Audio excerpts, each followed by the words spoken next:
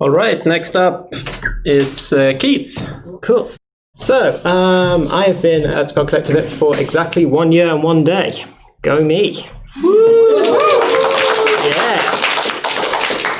So, let's show what I've done quickly. This is a picture I've drawn based on my planet generator that I did last year, which has been sent over to James. Hopefully we'll get it printed out and put it all over the house. Since I've last been here on SGDC, that was end of May. So let's see what I've done recently. I took part in GameX Toolkit Jam. We got 461st place with our game Doggo Arigato Spelkollektivet, which I worked on with my ex-housemate who now lives in Canada, my brother and one of my ex-housemate's friends. We had a lot of fun building a game where you control a dog and uncontrollably bark to move cats around to make your friend happy. I am also part of a Kickstarter where I'll be doing layout work for an RPG called Monster Care Squad. We raised $70,000 over the past month, and it's now up to about $80,000 after all shipping costs are included. So we are doing quite well with that. I get to start work on that in August. Not August, November even. This is August. Yeah. Other projects. The project I showed last time was Mr. Main. That's going back into the game design mill for me to work on some more with. Eden Space, the fancy world building project, is currently on pause while I get a design to look at as well. And the other role-playing game book I'm laying out, The Role Player's Guide to Heist, is waiting for 1 or 2 bits of artwork, but should be done by the end of next month. So I'm busying myself working on an RTS prototype because that seemed like an easy project to work on. Why? Yeah, because one of my friends wants me to work on it. Sean is a great game designer who I've been friends with for some number of years now. He lives in the UK, and I've wanted to work for him for a while. So he's got a passion project he wants to work on, and it seems like a good project for me to do a lot of expertise learning with. Because there's a lot of crunchy things with a RTS that you don't get in other games. And me being me, I've done the hardest things first. The current prototype I've worked on currently has multiplayer powered by Photon, using mostly remote procedure calls. If you don't know what those are, do not worry. We don't have to worry about that too much at the moment. It's running with an entity component system, Entitask, because I can't use anything else for development these days. Because it's an RTS, you can't exactly send the location of 3,000 units through the internet. You would collapse under the pressure of your ISP ringing up and saying, hello, stop please. So instead of sending every single bit of data, you're instead sending the orders you do, which means I need to come up with a fully deterministic system that doesn't use floating points, because it turns out processors are really bad at handling those. Got basic pathfinding, I've got basic terrain deformation, and I made a toroidal camera, so you can scroll around the world in all directions. Let's show prototype. So if I open up the single player in one of these things, you can see that we've got a nice plane. We can put some units down, and we can move them. So left mouse button to click and put a unit down, right button to move them around. And they're all grouping, they're all pathfinding, they're doing some basic avoidance. There's ability for me to add extra object avoidance in later. However, if I go to the multiplayer screen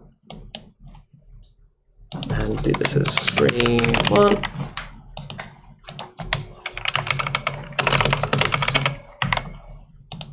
I can create a room.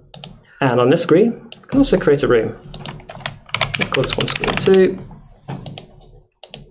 If my volunteer from the audience wants to do the same thing as well, I've given a copy of the game to Annie to see if it runs on her Surface. So hopefully it goes to multiplayer and joins the room, and we should see them pop up. Yay! That'd be Annie. And now we have 3 players. If you press ready to play, ready! And we'll start the game. Yay! Annie is apparently green. And if you right click, you'll be able to move them to location. Because I can put them down on this screen as well. And on this screen. And so it's a little bit of a basic prototype at the moment, but I'm happy with it. Thanks to the way I'm building this, I can start adding extra features and functionality into this fairly quickly. The next step will be to add some more interesting terrain for things to pathfind around, then add some houses to actually spawn the units rather than clicking on them. Some actual selectable unit selection, so rather than just clicks, you were to click and drag and select them.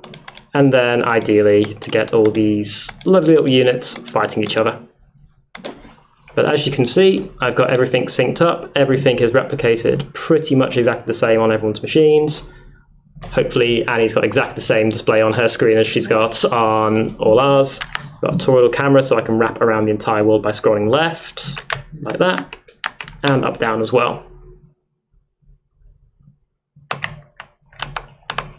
So, that is my current prototype. I'm quite happy that Annie is adding dots and nothing is breaking, because that would have been quite embarrassing if it all failed miserably there. So much fun. So much fun to move things around. Are those two different shades of green? They are two different shades of green, okay. mildly different shades of green, yes. And that is what I wanted to show today. Yay! Yay! Do we have any questions from the audience? I can't see Twitch at the moment. Can you stack them up like Goombas? Can you set them up like Goombas? So Sean is the one who's designing all of this. I believe we are hewing close to some games that me and him both like and are massively influencing our game design for this one. In that game, you can't stack things like Goombas, but I will pitch it to him as a thing to do. What kind of art style / visuals are you planning to have? Sean is currently looking at getting an artist for this. I think from the game design document I've seen, we are likely to look at like prehistoric style artwork. So we will see what we can do with that type of thing. So cave painting style. On a Taurus? Yeah. You probably won't see the Taurus, but the Taurus is more of a stylistic point for the game design. Can you elaborate on the gameplay for the project you're going to join in November? Oh, Monster Care Squad. Yeah, so Monster Care Squad is a tabletop RPG where it draws from influences from a lot of softer anime, like Miyazaki style school. And the plan is, well, for the players, you will be monster care specialists who will be going out into the wilderness to find gigantic monsters the size of the things from Shadow of the Colossus and cure their ailments and nurse them back to health. You have to find what's wrong with them, diagnose them, scale them occasionally because they're the size of small buildings, and remove thorns from their paws and nurse them back to health. It's a very soft game, and I'm so happy that everyone seems to want to be behind it, given that we got like $70,000 worth of backing. Cool. See you in about another 3 months, I guess, at the rate of my SGDC appearances.